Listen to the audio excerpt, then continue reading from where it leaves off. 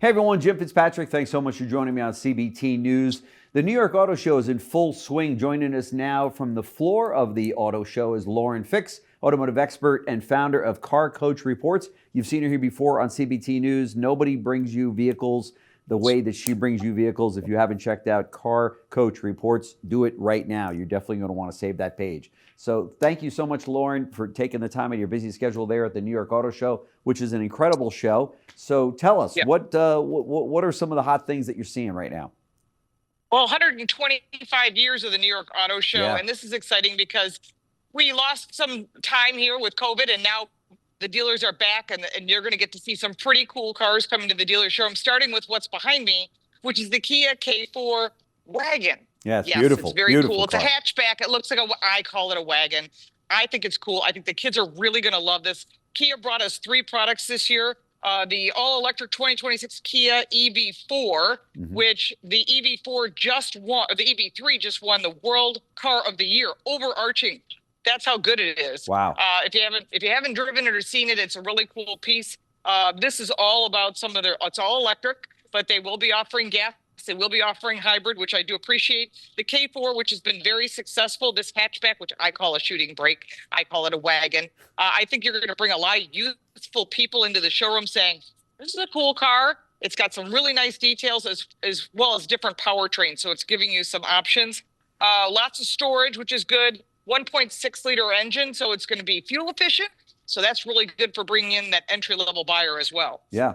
In addition, they've got the EV9, which is the all-electric 3-row SUV. They're going to offer a Nightfall edition, which is really nice looking. So there's a couple of them here on the show floor, and they've done a lot to really amp up the whole brand level. And we're seeing that. We were in Milan at the Kia Design Show. We saw some things coming in the future, and there's a lot of change. A lot of designers have really been let go to do whatever they want. And so they've really brought some bold designs. So there's some awards that were won also. It's important to know, and you can use this to help sell cars anytime. The World Car of the Year Awards, I'm on that jury, as well as North American Car and Truck of the Year. For the U.S., we've got the Volkswagen ID Buzz as World Design Car. And the Buzz is a cool car, and I know a lot of the dealers have been asked to make them two-tone because they sell better that way. They have that throwback look. I think they look pretty cool. Yeah. For World Electric Car is a Hyundai Inster Casper, which we don't have here yet, but I think we're going to get it. World Luxury Car is a Volvo EX90, which I have driven, and it is quite impressive, especially if you can get your hands on the Abbey Road audio system from Abbey Road, like the Beatles. Really, like the most amazing audio system I have ever seen. Really? And then like really. I'm not an audiophile, but everyone likes a good sounding car inside. And that one had amazing sound. World Performance Car is the Porsche 911 Carrera GTS. And again, the World Car of the Year is Kia. Since we're at the Kia booth, I wanted to show you this vehicle. Hyundai, if you're a Hyundai dealer, you're looking at a Hyundai 2026 Hyundai Palisade is all new. They did inside and out, lots of changes. They stacked the lights, 3 rows of full comfort. So they brought a lot of the luxury items that you would think that would be of a more premium car, heated 3rd-row seats, those kind of things that you're like, that doesn't belong in a car at that price point. Well, Hyundai is doing that as well. They're also going to offer an XRT Pro Pack, which is for off-road, but I would call that light off-road, to be honest with you. I mean, I'm not going to be doing rock crawling with that. That's probably want to look at a Jeep. But, you know, it's okay that they offer that. It's going to have all-wheel drive, different terrain modes, and a built-in tow hook and hitch. So that's all about that. Volkswagen, this is very fresh off the plate. It's a 2026 Tiguan. So we're already looking at 26s. This is the SELR line turbo. So this is going to be a performance car. And Volkswagen saying, you know what? We know we want to sell electric, but we're going to sell a mixture of gas, hybrid, and electric because that's what the consumers want. And that's what they really need to be building. Yeah. What you want, what sure. you can sell. I mean, I think that's the biggest issue, things that people want.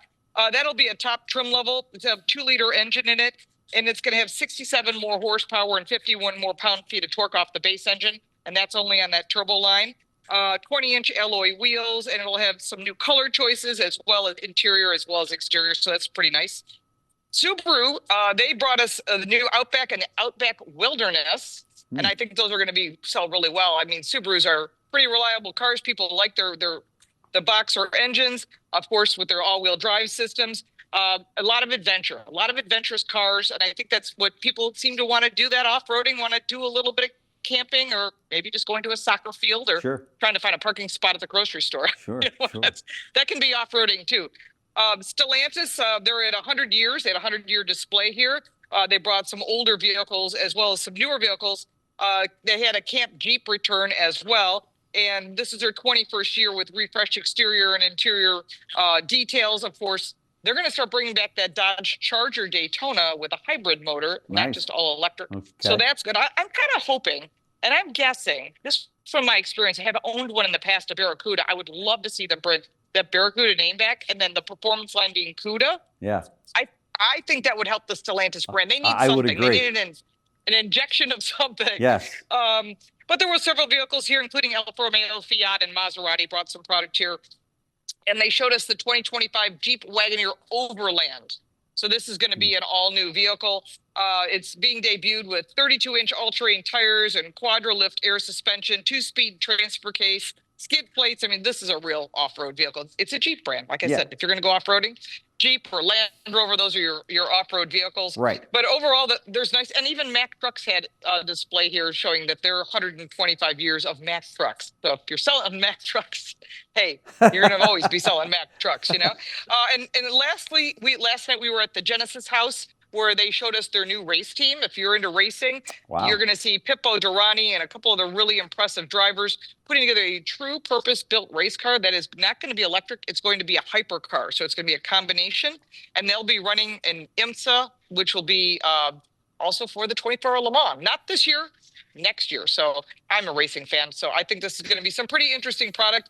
And they showed us the Grand X Coupe, which kind of looked like a Land Rover takeoff, like they're trying to get into that off-roading, which you would not think is Genesis. But hey, Range Rover they've got a competitor now. And if this is going from concept to production, I think you're going to see a lot of new product coming from Genesis. They've really stepped up their game. Wow, that's fantastic. I mean, I'm excited to see all these new models, and we're showing many of them on the screen right now. But the auto show, it is 125 years old, and there's a place for auto shows, is there not? I mean, this is a great place for consumers to check out vehicles before they go into the showroom, and it's all one-stop shopping. I mean, you've got so many different models under one roof, right? Right. Now, I think that's what it used to be great for media. We would have all these press reveals and all the executives would be here. And it's not as much as it was. Really what you're seeing is New York and LA taking the lead. Chicago and Detroit have become very regional. And there's a lot of regional shows from every little city across the country. I think they're fantastic for the dealers and for the consumer. Yeah. You bring your family, you go from vehicle to vehicle. Maybe you're looking at 4 or 5 cars. You're not sure, do you want an SUV, full size or a compact? Check, and you get a business card from a salesperson, and you can reach them later and take it for a test drive. I think it's the best way to get a good feel for what's new, what's out there. And I think that trade shows or auto shows are always going to be in style for consumers. And I think it's foolish not to be here. There are some brands that aren't represented here at all. A lot of the British brands, I mean, even Audi is not here from the manufacturer side, but the dealer is here. Mercedes-Benz has the local dealer here. Okay. But there's no BMWs at all. Wow. And I think that's a problem because BMW sells great across the country. And if you're a dealer, you want to be able to reach your customer. So I think this is a great place to reach customers. And one last thing I forgot to mention, April 17th, the Mustang turns 61 years old.